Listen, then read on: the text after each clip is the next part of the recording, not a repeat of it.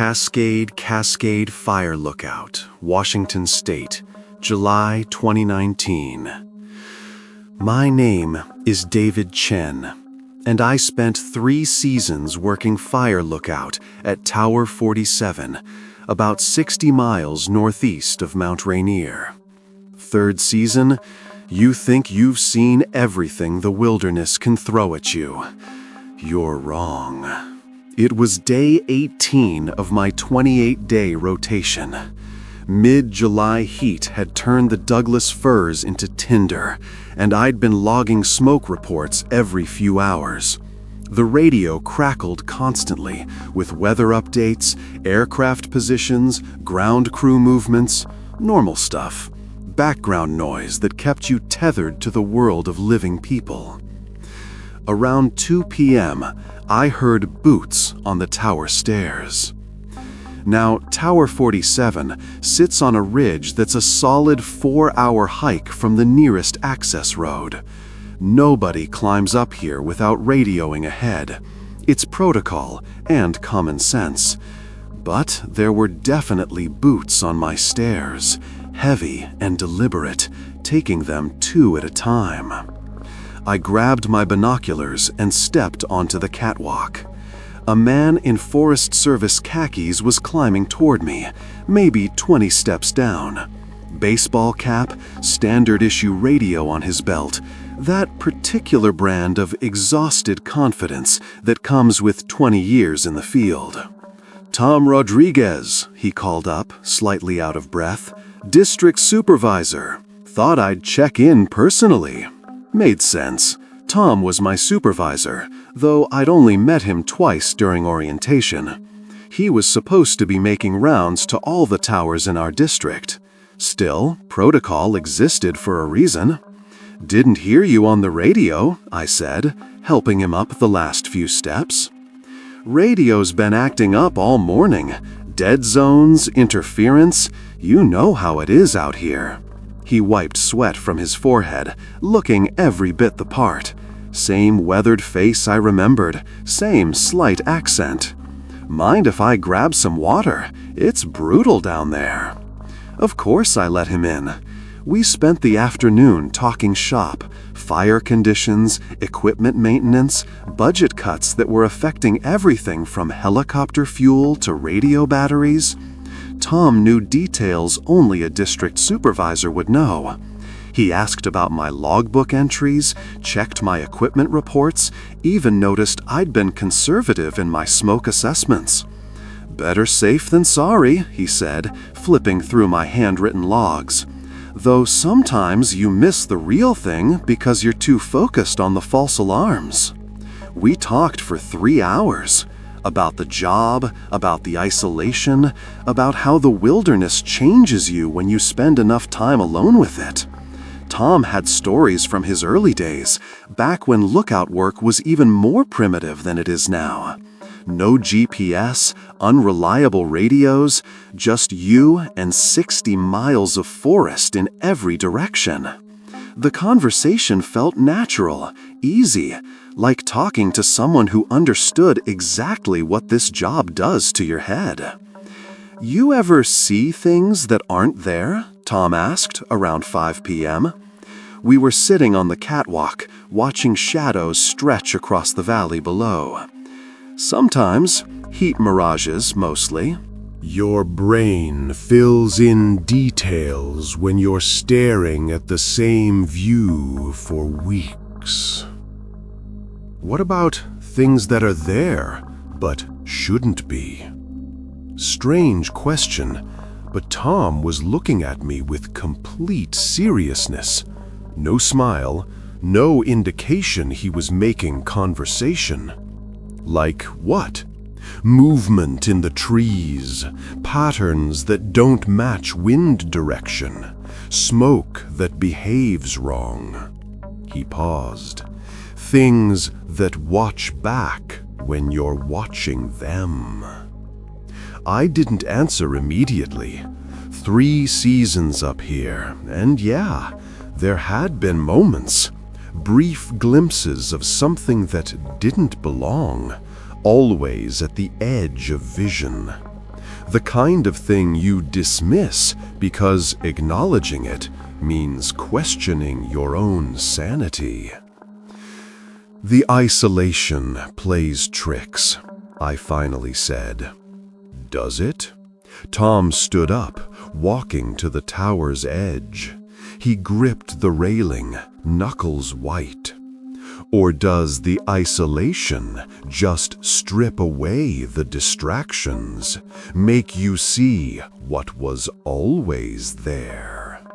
The radio crackled. Tower 47, this is District Base. Come in, over. I grabbed the handset. Tower 47, go ahead. David, this is Tom Rodriguez. Just wanted to give you a heads up. I'm driving up to your location for an inspection. Should be there in about an hour. Weather's been interfering with radio contact all day, so I wanted to check in directly. Everything okay up there? My blood turned to ice water. I looked at Tom, the Tom who was standing 3 feet away from me, still gripping the railing. He had turned around and was smiling. Not the tired professional smile of a supervisor, something else entirely, something that showed too many teeth. Tower 47, please respond, came the voice from the radio. Tom Rodriguez's voice, my actual supervisor's voice. The thing wearing Tom's face tilted its head, still smiling.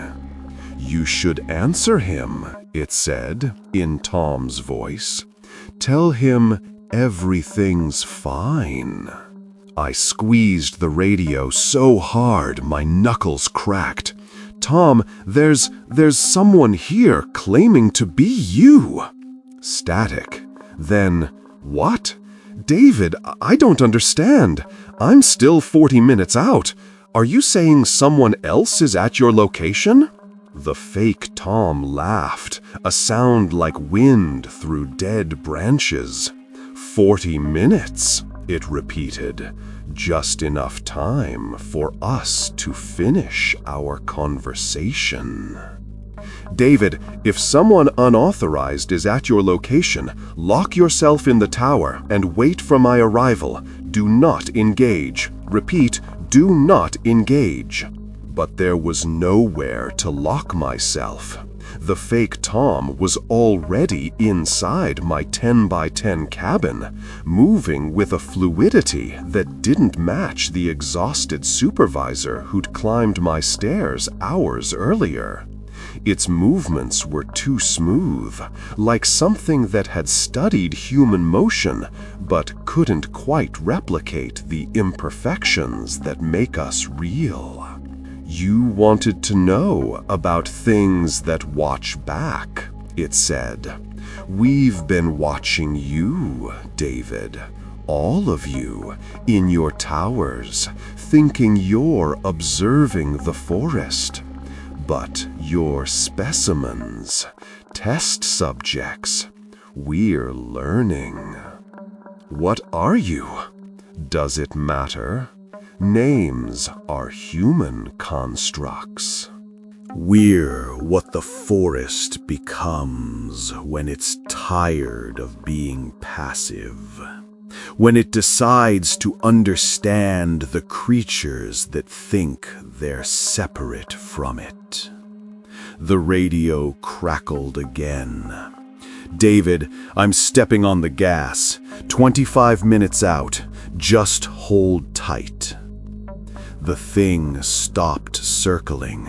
Its smile faded, replaced by something like disappointment. Not enough time, it murmured. But there's always next season, or the season after. Time works differently when you're part of the trees. It moved toward the door, but stopped at the threshold. Thank you for the conversation, David. Very illuminating. We're learning so much about isolation, about how your species processes fear when it's alone. The data will be valuable. Wait, but it was already gone. Not down the stairs, just gone, like it had never been there at all. I stayed on the radio with the real Tom until he arrived. When he climbed those stairs, out of breath and concerned, he looked exactly like the thing that had been wearing his face. Same weathered features, same tired eyes. But he moved like a human. Heavy, imperfect, real. "No sign of anyone," he said after searching the area around the tower base. "You sure someone was here?" I showed him my logbook. 3 hours of conversation, detailed notes about fire conditions and equipment checks. Everything the fake Tom and I had discussed. But the handwriting was all mine. No signature from a supervisor inspection, no indication anyone else had been there. "Isolation can play tricks," Tom said gently. "It happens to the best of us. Maybe you should consider rotating out early this season." Maybe he was right.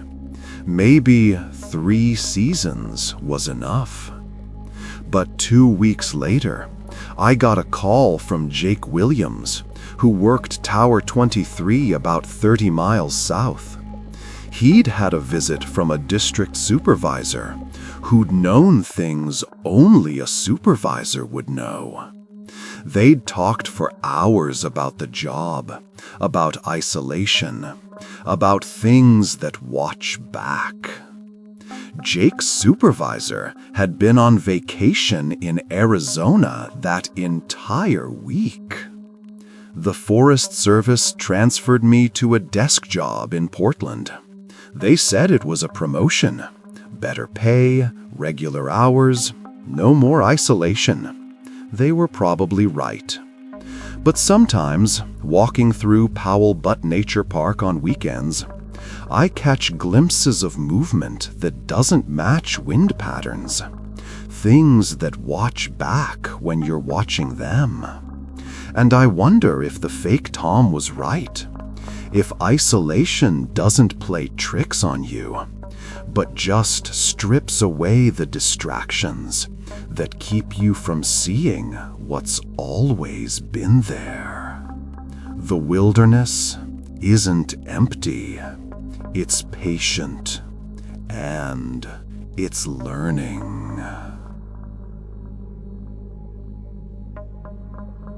Olympic National Forest, August 2017. Marcus Webb here. 5 years manning Lookout Station 12 in the Olympics, and I thought I knew every tree in my sector. Spent so many hours studying the same view through binoculars that I could spot a Douglas fir that had grown 6 inches over the summer. That's why I noticed when Cluster 7 Alpha moved. August 15th was day 23 of my rotation. Perfect visibility, no wind, the kind of morning where you can see individual branches 15 miles away. I was doing my standard sweep with the binoculars, north quadrant first, working clockwise, when something felt wrong. Cluster 7 Alpha was a tight group of 7 old-growth Sitka spruces about 2 miles northeast of my tower. Distinctive formation, nearly perfect circle, tallest tree dead center like a natural cathedral. I'd been using them as a landmark reference point for 3 years. They were 30 yards south of where they should be. I checked my reference charts, thinking maybe I'd miscounted grid squares. No, the coordinates were right. I'd logged dozens of compass bearings using that cluster as a fixed point. But now, there was a gap in the canopy where they used to be, and the 7 spruces were standing in a slight depression that definitely hadn't been there the day before. Heat exhaustion, maybe? Eye strain? I'd been pulling long shifts, and the mind plays tricks when you spend all day staring at the same landscape. I made a note in my log and moved on with the sweep. Next morning, Cluster 7 Alpha had moved again. Not far, maybe 20 yards west, but now they were arranged differently. Still 7 trees, but the tall center one was on the edge of the group, and 2 of the smaller ones had swapped positions. The formation looked wrong, unnatural. Trees don't rearrange themselves overnight. I grabbed my high-powered scope and focused on the cluster. Through maximum magnification, everything looked normal. Bark texture, branch patterns, the way morning light filtered through the canopy. If these were the same trees, they'd transported themselves 60 yards in 2 days and reorganized their positions. Trees don't do that. Trees don't do that. I radioed base camp. Station 12 to Forest Service Base, requesting consultation on grid reference 7 Alpha. Over. Go ahead, Station 12. I'm seeing what appears to be landscape changes in Sector 7. Trees in different positions than previously logged. Requesting flyover confirmation if possible. Long pause. Station 12, are you reporting earthquake activity or landslide evidence? Negative. The trees appear to have moved. Individually. Different formation, different location. Another pause, longer this time. Station 12, please confirm you're reading coordinates correctly. Trees don't migrate overnight. I understand that, Base, but I'm looking at a formation I've been using as a landmark for 3 years, and it's not where it should be. Station 12, note it in your log. Will review satellite imagery when available. Maintain regular observation schedule. You're seeing things. Maybe I was, but I kept watching Cluster 7 Alpha, and over the next week, those 7 trees moved 4 more times. Never when I was looking directly at them, only when I'd scan away and return hours later. They were working their way south toward my tower, staying roughly together but constantly shifting formation. By day 31, they'd covered nearly a quarter mile. That's when I started watching them through peripheral vision. Direct observation, 7 normal Sitka spruces, perfectly still. But when I'd focus on other sectors and catch them in my peripheral vision, I could see movement. Slow, deliberate, like watching the hour hand of a clock.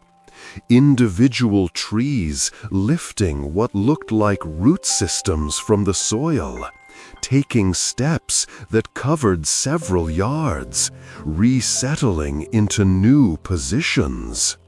They weren't trees. They were something else wearing tree form. And they only moved when they thought I wasn't watching. I started keeping continuous surveillance, set up my scope on a tripod aimed at Cluster 7 Alpha, and pretended to be focused on other sectors while monitoring them peripherally. What I saw over the next 3 days changed everything I thought I knew about the forest. The fake trees moved in coordinated patterns. The tallest one seemed to be leading, choosing direction and pace.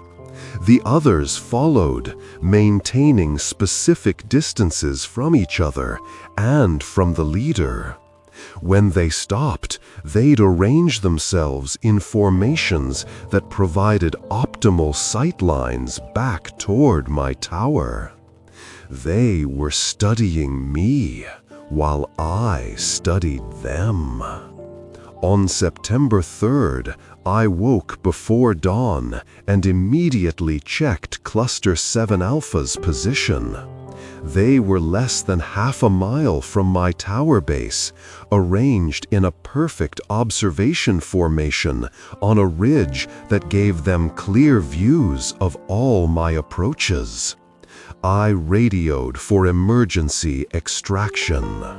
Station 12, please clarify the nature of your emergency. How do you explain that 7 fake trees have spent 2 weeks stalking your position? Base, I'm requesting immediate relief. There's something wrong with the forest in my sector. Define wrong, Station 12. The trees are moving. Coordinated movement, deliberate positioning. They're not trees, Base. They're something else. Static. Then, Station 12, you've been out there 33 days. That's beyond recommended rotation. We'll have a relief team to you by this afternoon. But relief was 8 hours away, and Cluster 7 Alpha was moving again. In broad daylight, visible through peripheral vision, they were repositioning themselves around my tower base, surrounding it. I grabbed emergency flares and my backup radio and headed for the stairs. If these things were trying to cut off my escape routes, I wasn't going to wait around to find out what came next. Halfway down the tower, I stopped. There were more than 7 of them now. The forest around my tower was full of perfectly camouflaged tree things, all standing motionless when I looked directly at them. But through peripheral vision, I could see dozens of them, maybe hundreds, all shaped like different species of Pacific Northwest conifers. They'd been there the whole time. Cluster 7 Alpha wasn't special. They were just the ones I'd happened to notice moving. The entire forest around Lookout Station 12 was populated with things that looked like trees, but moved like predators when they thought nobody was watching. I climbed back up the tower and barricaded myself inside the cabin. Used my backup radio to call for immediate helicopter extraction, citing medical emergency. Told them I'd fallen and possibly broken ribs, couldn't climb down safely. The helicopter arrived 2 hours later. As we lifted off, I looked down at the forest around my tower. Through the aircraft's windows, without the need for peripheral vision tricks, I could see them clearly for the first time. They weren't trees at all. They were tall, segmented things that had learned to mimic tree form. Bark-textured skin stretched over elongated limbs. branch-like appendages that could be mistaken for foliage at distance, but were clearly something else entirely. An entire forest of camouflaged creatures that had been watching fire lookouts for years, learning our patterns, studying our behavior. The pilot noticed me staring down. Hell of a view from up here, isn't it? Makes you realize how small we are in all that wilderness. Yeah, I said. Makes you wonder what else is down there that we don't notice. Forest Service medical leave lasted 6 months. When they offered to transfer me back to lookout duty, I declined.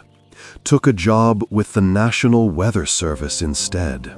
Indoor work, urban locations, no need to spend weeks alone staring at forests that might be staring back. But sometimes, driving through wooded areas, I catch myself checking tree positions through peripheral vision, looking for movements that don't match wind patterns, formations that seem too organized to be natural. They're out there, patient, observant, learning. The forest isn't what we think it is. It never was. And somewhere in the Olympics, Lookout Station 12 sits empty, surrounded by an audience that's been watching and waiting for the next person who thinks they're alone in the wilderness.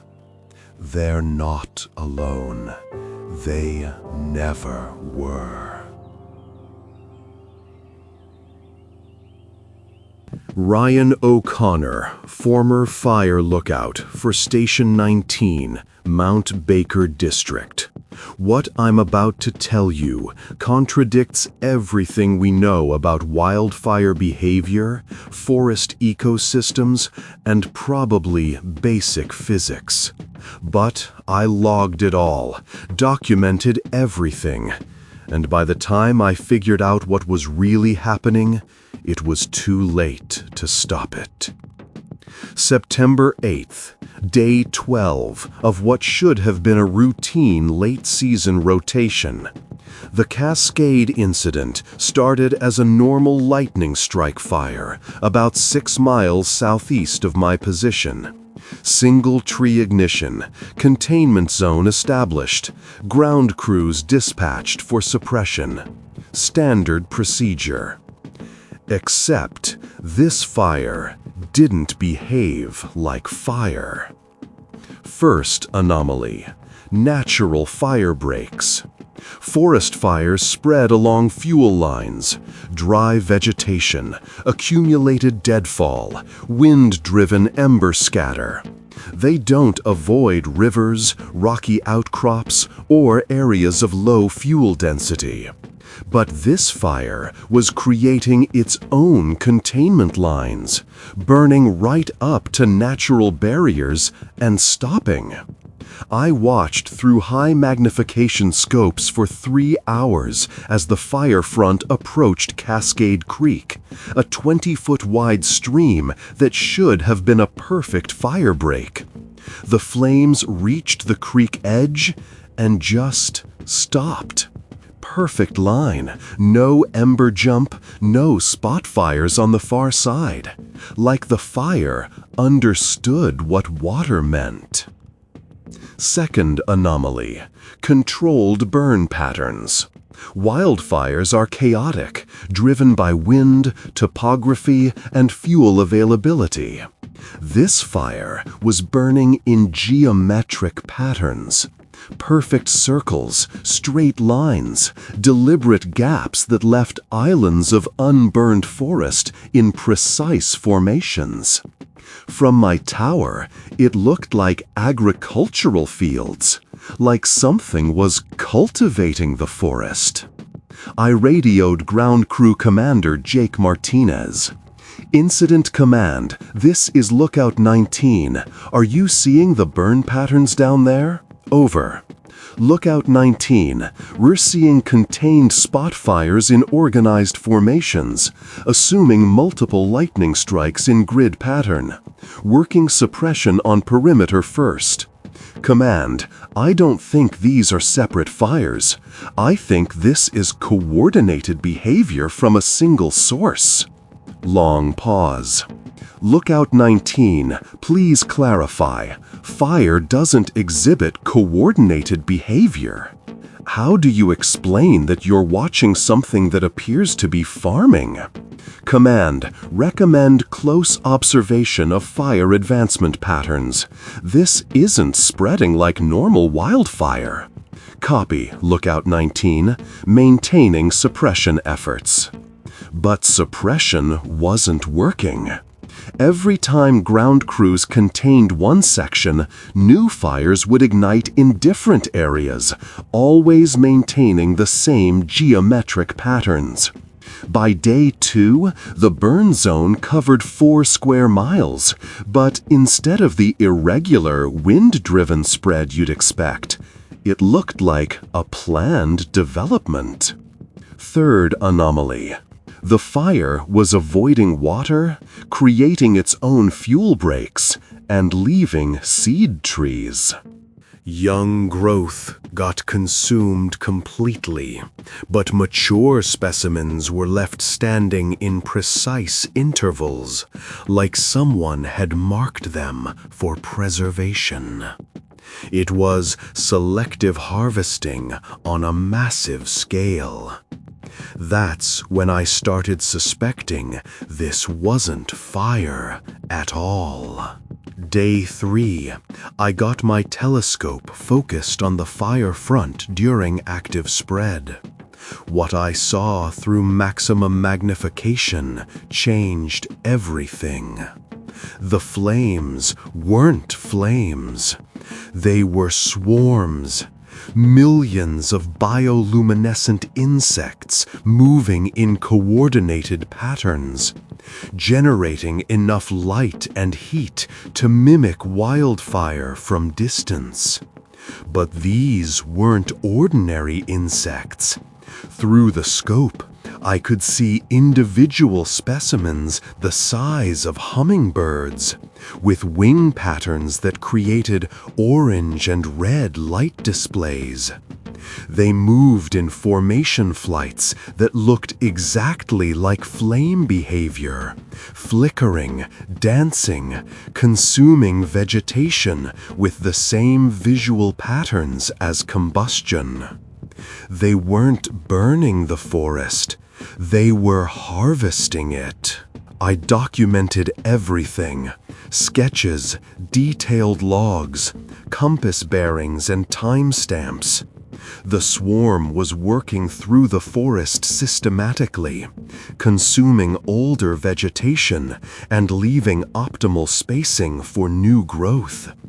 It was forest management on a scale that would take human crews decades to accomplish.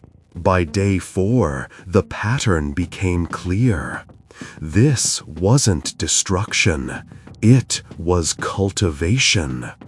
The swarm was preparing the forest for a specific type of regrowth, clearing out competing vegetation, creating optimal sun exposure, even distributing what looked like fertilizer deposits in geometric patterns. I radioed district headquarters with my findings, explained that we weren't fighting a wildfire, but observing some kind of ecosystem management by an unknown species.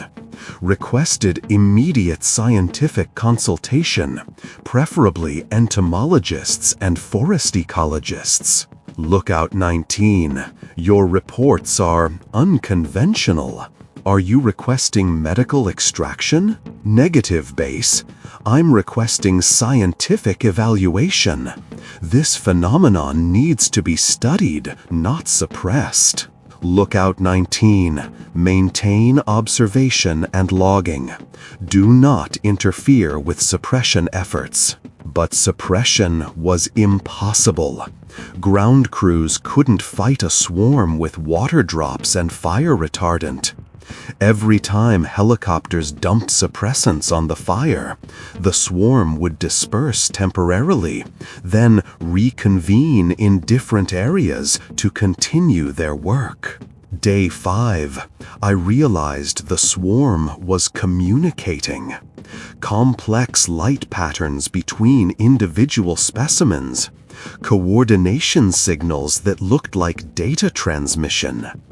They were sharing information about forest density, optimal harvest zones, growth potential. The entire operation was being managed by distributed intelligence. Day 6, they noticed me. The swarm's work patterns changed.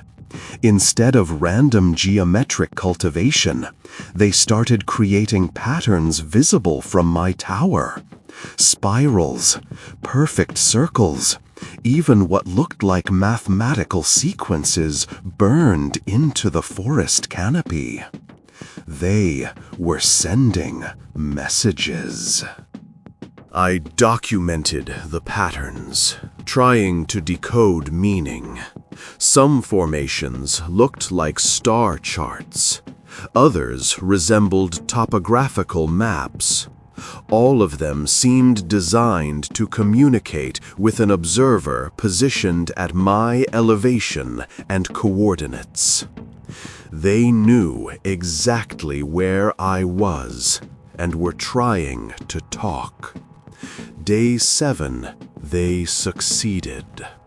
The message was burned into a clearing 2 miles directly south of my position, visible through binoculars. A perfect reproduction of my lookout tower, surrounded by spiraling patterns that clearly represented time passage. Past the tower image, a sequence of geometric shapes that progressed from simple to complex, showing cultivation, growth, harvest, and renewal. They were explaining their process, showing me that this forest had been managed by swarm intelligence for longer than human records existed. We hadn't discovered wildfire, we'd discovered agriculture. The final pattern in the message sequence was a map of the entire Pacific Northwest, with cultivation zones marked in precise geometric formations. Hundreds of locations spanning from Northern California to British Columbia. Every major forest system managed and harvested by swarms on cycles that lasted decades. We weren't fighting a single unusual fire. We were interfering with ecosystem management that had been operating since before humans arrived in North America. I radioed base with my translation of the swarm's message, explained that we needed to cease suppression efforts and begin scientific documentation. This was the discovery of the century, proof that complex ecosystem management existed in nature on scales we'd never imagined. Lookout 19, you've been out there 7 days observing what you believe to be an intelligent insect swarm. Recommendation for immediate psychological evaluation. Day 8, extraction helicopter arrived. As we lifted off, I looked down at the cultivation zone one final time. The swarm had finished its work and was dispersing, individual clusters breaking off to establish dormancy sites throughout the forest. From aerial perspective, their cultivation looked like the most sophisticated forest management I'd ever seen. perfect spacing for optimal growth, selective harvesting that would prevent disease and overcrowding, fertilization patterns that would support accelerated regeneration. In 3 years, this area would be more productive and healthier than any human-managed forest. The pilot followed my gaze down to the burn zone. "Hell of a fire," he said. "At least it's contained now." "Yeah," I said, "contained." But I knew it wasn't over. The message patterns had shown cultivation zones throughout the region, and swarms operating on decades-long cycles. This was just one harvest in a system that had been managing Pacific Northwest forests since before we built our first lookout towers. Forest Service medical leave lasted 4 months. When they offered to return me to lookout duty, I accepted a desk job instead. Data analysis, fire behavior modeling, pattern recognition software development. Officially, the Cascade incident was classified as unusual wildfire behavior caused by atmospheric conditions and wind patterns. The geometric burn patterns were attributed to terrain features and fuel distribution. But I kept the data. Sketches, coordinate logs, behavior documentation. And I started comparing historical fire patterns across the Pacific Northwest, looking for similar geometric formations in previous incidents. They're everywhere. Cultivation burns happening on regular cycles, always attributed to lightning strikes or human causes. A hidden agricultural system that's been operating in our forests for thousands of years, managed by swarm intelligence we never noticed because we mistook their work for natural disaster. The forest isn't wild, it's farmed. And the farmers are still out there, patiently managing ecosystems on timescales that make human planning look like impulse decisions. Sometimes, reading fire reports from active lookouts, I spot the telltale signs. Geometric burn patterns, controlled fire breaks, selective harvesting that leaves seed trees in perfect spacing. And I know another swarm is completing its cultivation cycle, preparing the forest for growth we'll never understand. They're not destroying the wilderness, they're maintaining it. And we're just temporary observers in an agricultural system that was ancient when our species was learning to make fire. The real question isn't what they are. It's what happens when they decide we're interfering with the harvest.